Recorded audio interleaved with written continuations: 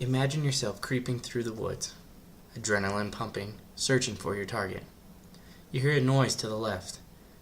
You turn to look, but suddenly you feel stinging pelts all over you. You look down, fearing the worst. When you notice, you're covered in paint. Your sudden fear has come true. You've just been eliminated in the game of paintball. Good evening. My name is Robert Velez, and today I'm going to be telling you about the wonderful sport of paintball. We're going to cover its short history, the various types of equipment needed to play, and the different kinds of competitions that paintball can be played in. To understand paintball, it is important to know a brief history behind the sport. According to paintballguns.com, James Dale invented the first paintball marker in 1979. Originally, the marker was used by ranchers and farmers to mark their livestock and trees. However, a small group of people in 1981 decided to use these markers and try to play a game with it. 12 players decided to put a game together of Capture the Flag. The object was simple. Teams were split up, 6v6, and the object was just to capture the other team's flag without getting eliminated. Surprisingly, this very first game, not one person was shot. The winners won without even firing a shot. That's just incredible. Nowadays, most people are going to lose about half their team whenever they play. Sometimes they're even their whole team. But now that you know a little bit about where paintball began, let us take a look at the equipment needed to play. Now, there's a variety of types of protective equipment that you can use when playing. However, the number one required item that you must have is a paintball mask. This is just your typical average paintball mask. It's got a shield, visor from the sun, and a mask to cover your face. That's what it looks like. Next, you need a paintball marker.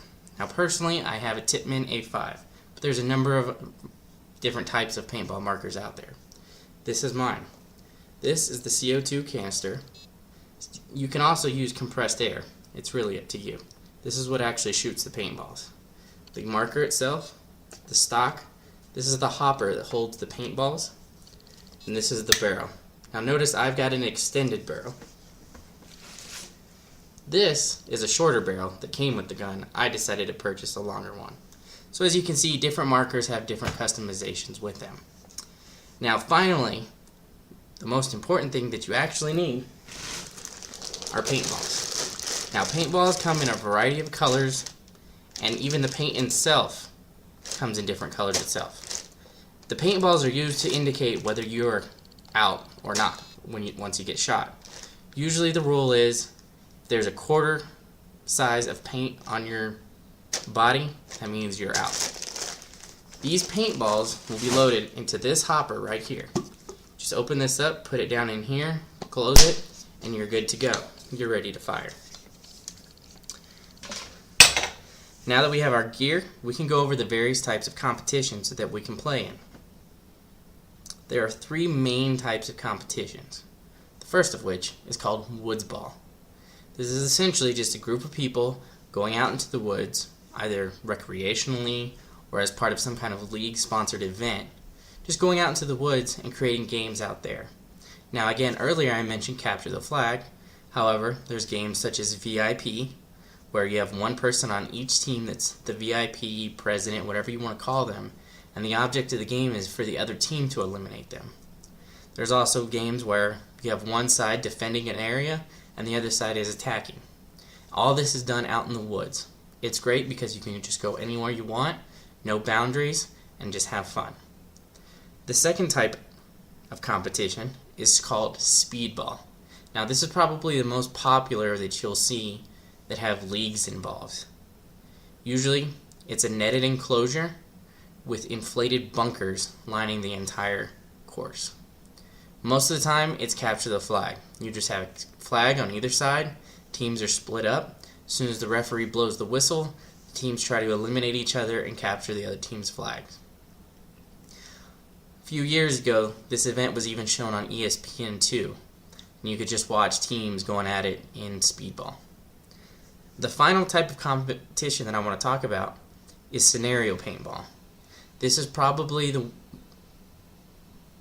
most popular among large groups of people. Usually, close to 100 to 200 people play scenario paintball.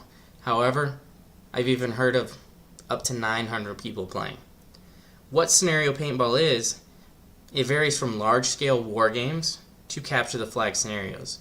But I'm talking like small villages or even runways that are used for scenarios. Sometimes these events are multi-night events where you start one day and it goes all the way through the weekend. You just keep playing, and it's like a real war, only with paint, and the only injuries that are going to occur are small welts. Nobody's actually going to die from this. Now that you're ready to take part in an adrenaline-pumping and popular sport, let us go over what we have covered today. Today I've talked to you about the brief history of paintball, the kind of equipment you need to play, and the kinds of competitions that you can play in. While paintball is quite unlike any of the popular sports of today, it is still a fun and entertaining sport that I highly recommend anybody to try out. Thank you.